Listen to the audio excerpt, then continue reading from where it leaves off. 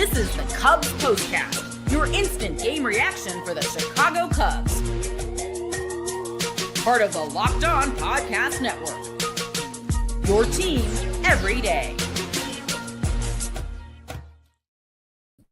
What's up, everybody? Welcome into the Locked On Cubs Postcast here on the Locked On Cubs YouTube channel. The Cubs win 8-4 against the Philadelphia Phillies. A good bounce-back win. We see the long ball. We see some small ball. The Cubs do it all in this victory over the Phillies. Today's episode is brought to you by Monarch Money. Take control of your finances with Monarch Money. Use code LOCKEDONMLB at monarchmoney.com for 50% off your first year. All right, much better stuff. You can find me on all social media platforms at Joe George Radio. Remember, you can find us on YouTube as well, anywhere you get your podcast, Apple, Spotify. Find us there. Since you guys are not with me live, if you're listening on the audio version of the show, you can tweet me, DM me your questions at Joe George Radio. So, much better game today overall from the Cubs. We saw the long ball. We saw small ball. So, good bounce-back effort in this one, and they have the day game tomorrow to wrap up this series with the Phillies, and hopefully they can get the win. So, we're going to talk about the offense. We're going to talk about what we saw in this game. Ian Happ, of course, hitting 2 home runs, and also, again, the big-time damage that is being avoided by the starting pitching. But we will start off today's show with our Locked On Player of the Game. This is the Locked On Player of the Game. We're going to go 2 here for the Locked On Player of the Game. Bay Bear's ass up with the lighting. My lights went out. I got to get a ladder to fix it. I'm only 5'6", so I'll get there. The 2 players for today's game. Ian Happ, number 1 overall. Obviously, 2 home runs in this game, catches the final out of the game. We're seeing that bounce back from Ian Happ that we've been waiting for. Feels like things are just trending in the right direction. 2 for 3 with 2 home runs and also 2 walks in this game. If you think about when he first came back, a lot of it was swinging at stuff outside the zone. Things that we did not like to see from Ian Happ, that we're not accustomed to seeing, but we're seeing the slug come back from him. So Ian Happ, definitely the first guy to be the Locked On Player of the Game. I'm going to give you a sneaky one in this one. And Indo here in the chat mentions this player's name, that Reese McGuire has been pretty good for the Cubs. He is going to be my number 2 option for a Locked On Player of the Game. It's not just in the top of the 8th when he has the RBI double that puts the Cubs up 6-4. You could also put this as the turning point of today's game. The Cubs are down 4-3, and Reese McGuire hits into what should be a double play. He hustles out of the box, he gets to first base, and he is safe. And then Ian Happ, then he comes up and hits the 2-run home run. That, to me, is one of the best plays that we saw on the field today. Now, we've seen the Cubs have done this a lot this year. They run hard at first base. They beat out a lot of double plays. But that play from Reese McGuire is underrated, I think, in what we saw from this game. Just the fact that he gets there and then Ian Happ immediately follows up that good effort with the 2-run bomb to put the Cubs up 5-4. And then Reese McGuire, again, adds to it himself in the 8th inning. So great game for Ian Happ, but sneaky good game from Reese McGuire in this one. Had a couple good plays. Obviously, the one play that was overturned at second base, but that was a good throw on the play from him. Look, and we know what the catcher position has been. It's been stinky, to say the nicest way possible, on a family-friendly YouTube show and podcast. It's not been good.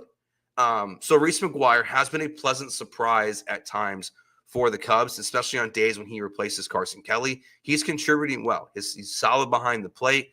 And his bat, not just the 2 home runs he hit in his Cubs debut, but he's had some good moments here and there. He's not a great player or anything like that, but he's been solid, filling in as the number 2 catcher for this team. So shout out to Reese McGuire for the game tonight. Comment here live in the YouTube chat from Nathan. When will people start talking about Shaw Rookie of the Year? Look, another play tonight there at the end where he dazzles in the field. I mean, it screams Gold Glove, third baseman from Matt Shaw. We'll get to the rest of the offense in a second, but just to gush about Matt Shaw again. It screams Gold Glover at third base. I mean, he is there every single night, it feels like, making some kind of spectacular play that not every third baseman can make, that are difficult plays. We're seeing the arm, we're seeing the glove. Everything from him is very positive. And he continues to contribute with his bat in this game. 1 for 5 in today's game. So, yeah, he's only hitting .250 on the season. But, again, think about where he was when he was sent down to what you're getting now and what you've gotten from third base the rest of the year. I don't know if he'll end up in the Rookie of the Year conversation.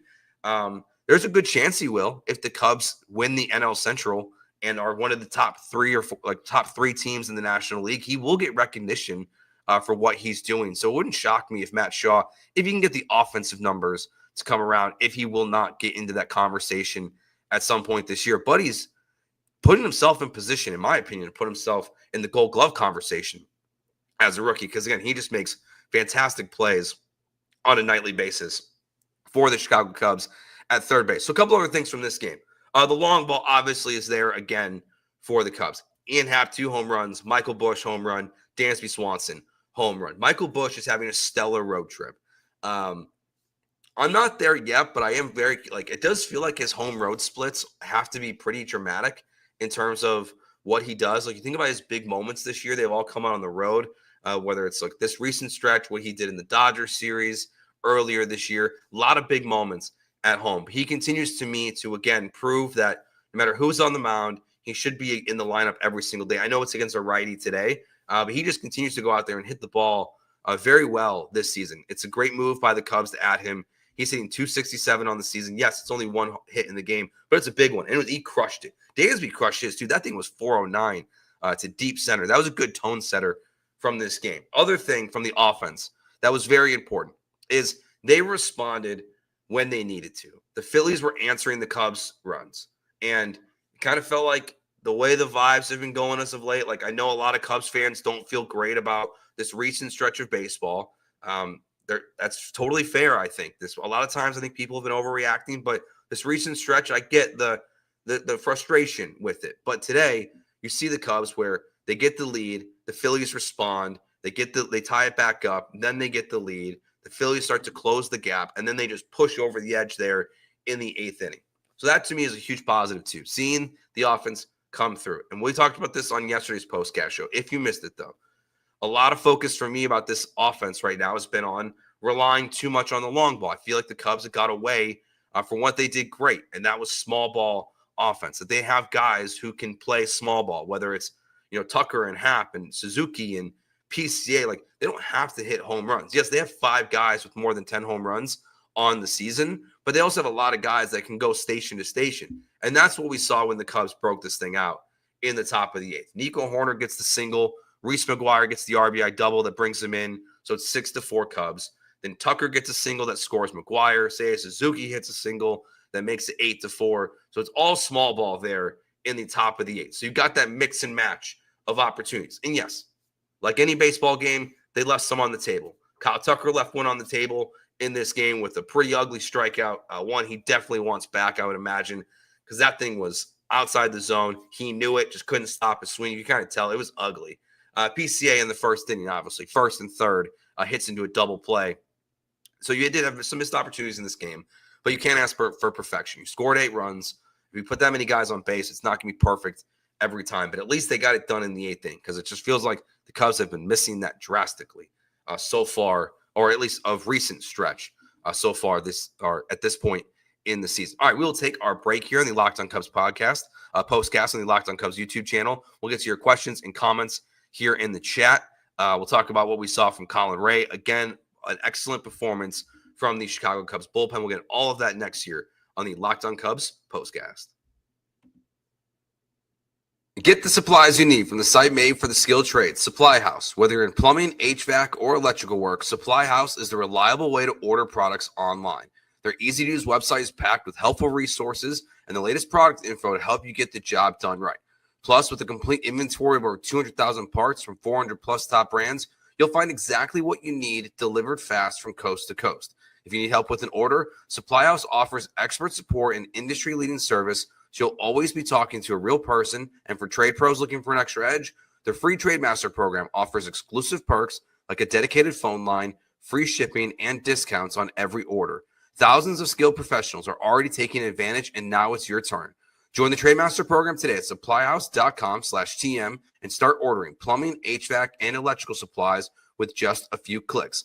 Plus, you can use promo code SH5 for 5% off your first order. That's supplyhouse.com.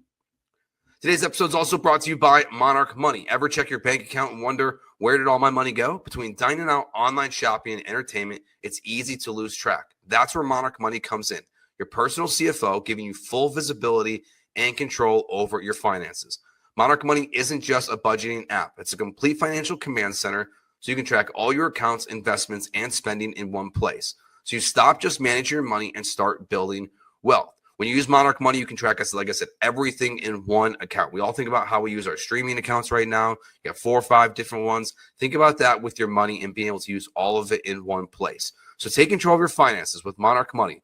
Use code LOCKEDONMLB at monarchmoney.com for 50% off your first year. That's monarchmoney.com. Code LOCKEDONMLB for half off your first year. All right, your questions and comments here in the chat as we are live here on YouTube. Again, if you're listening on the audio version on Apple or Spotify, wherever you get your podcast, you can find us there. Tweet me, DM me your questions. Got a couple yesterday on Instagram about the lineup and reconstructing it, moving Nico Hoerner specifically up in the lineup. I'm kind of open to it at this point. I like the idea of seeing Nico bat higher in the lineup. Don't want him to lead off, though, on a quick note, because we've got that a lot in the chat and off on social media as well. I like Nico towards the bottom or towards the middle where he's at because he's so excellent with runners in scoring position. I don't want to see that change at this point in this season. Before we get to some of these questions and comments, let's talk about real quick with the pitching today. Colin Ray, 4 1/3, 7 hits, 4 earned runs, 5 strikeouts in this game. Now, last game, he obviously didn't have any strikeouts. He was very good, but didn't have a single strikeout in that game. So we saw a lot of hard contact. That first inning felt like it was going to be a brutal day.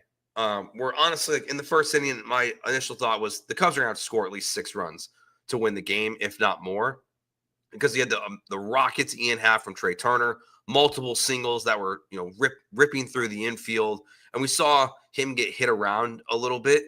So I feel like not to the extent with Carson Kelly that we're seeing. I'm curious if people agree with me or not. I feel like we are seeing Colin Ray return to what we should probably have been expecting this season, right? Like, we're not expecting him to be as good as he was, but we're kind of seeing an okay pitcher now. He's not great. He's not terrible. He's going to have good performances. He's going to have bad performances, but he's not going to probably have often one or the other, like the extremes anymore. He's going to give you 5 innings, give up a couple runs, or get you into the 5th inning, give up a couple runs at this point in the season. It's why a lot of the questions in the chat right now are all focused on the trade deadline. Totally get it. It's only, like 40 something day, like 50 days away probably at this point. I think it's July 31st this year. So obviously the trade deadline, Jed Hoyer talking about adding starting pitching at the deadline is going to be the focus. Duh. Thank you, Jed. I think we all knew that.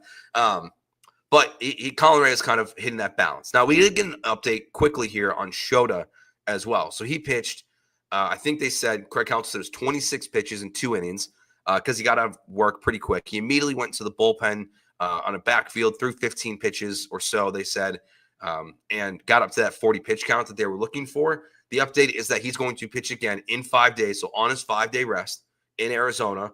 And then Craig Counsell says, we'll go from there.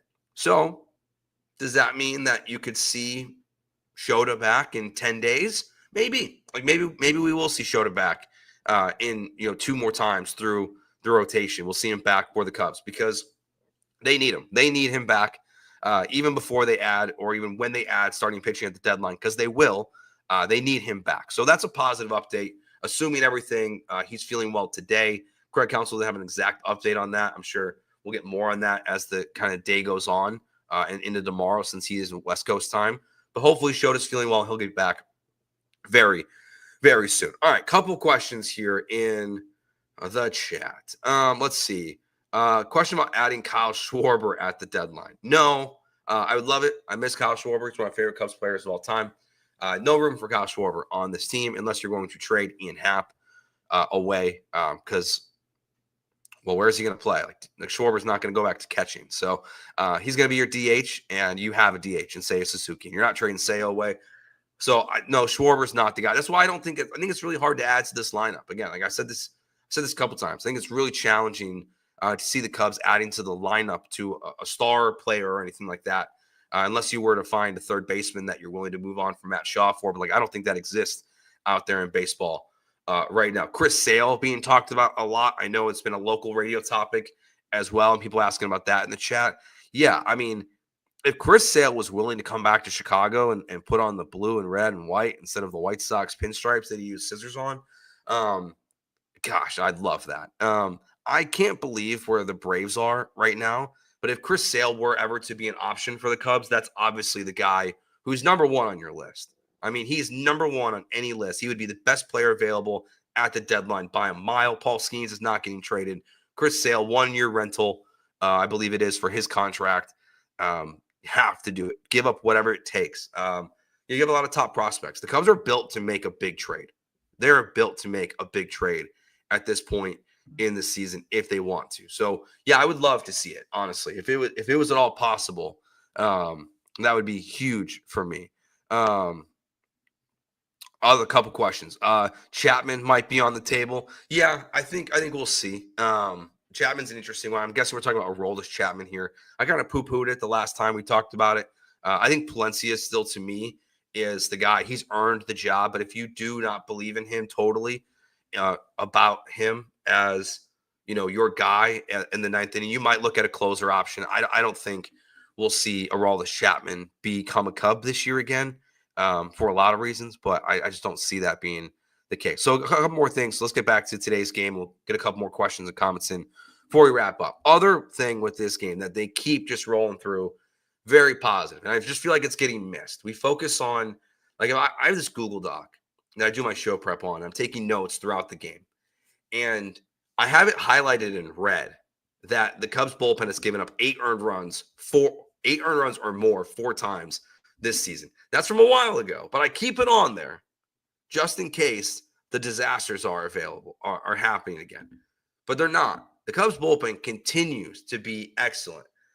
Today we saw Brazier come in, gets his 2 outs with 2 strikeouts. Thielbar gets an inning. Keller gets an inning. Presley gets an inning. Flexen gets an inning. And they don't give up any earned runs in that. They fill in the final half of this game after Conray gives you 4 1/3. They finish off the rest of it, and they were excellent. And they have been excellent. They continue to go out there and just perform on any given night. And that's what's, I think, it's been sneaky missed with even some of the Cubs' frustrations. Like, you think back to the Reds series where the Cubs have had to make these big comebacks. It's because your bullpen came in there and shut it down and allowed your offense to climb back into these games. And that's what they've done. They've kept you in baseball games. They've been absolutely fantastic. Ryan Presley has been phenomenal. I mean, I don't think we're at a point again where he's close to a high leverage situation. But again, this is the second appearance in a row for Ryan Presley where he's put himself in danger with multiple guys on base. Feels like he's relying on his fastball a lot more. I think he's lost some control with his off-speed stuff. So yeah, he's not having clean innings, but he's putting up 0 after 0 after 0 after 0 right now. Besides that one disaster outing for him where he gave up 8 earned runs himself in a game. So Ryan Presley continues to be very good. Again, I'm not ready to put him out in a high leverage situation right now. Don't need the Ryan Stressley moments, but he keeps putting himself in damage and he keeps getting out of it. And the bullpen, again, from top to bottom, just continues to be very excellent. It's pieced together on cheap contracts. And that's another spot where I think we could see the Cubs add Mason Miller being brought up here in the YouTube chat. I would love it if he were to be made available. I don't know what the Athletics are doing with their franchise, when they're moving to Vegas, when they're doing anything. They could trade him tomorrow, and it wouldn't shock me. They could keep him for his entire career or until he hits free agency. It wouldn't shock me. Or like right until he's about to hit free agency. But if Mason Miller were to be available, yeah, he's absolutely can't miss. He's kind of like Chris Sale for me. I would do pretty much whatever it would take to get that trade done for me this season. All right, that will do it for this episode of the Locked On Cubs Postcast. Reminder, Matt and Sam will have their show coming up a little bit later. You can find us on any social media platform at Joe George Radio, live here on YouTube after every game, as well on audio on both Apple and Spotify, wherever you get your podcast, you can find us. So thank you for watching. We'll talk to you tomorrow after Game 3 and hopefully another Cubs victory and a series win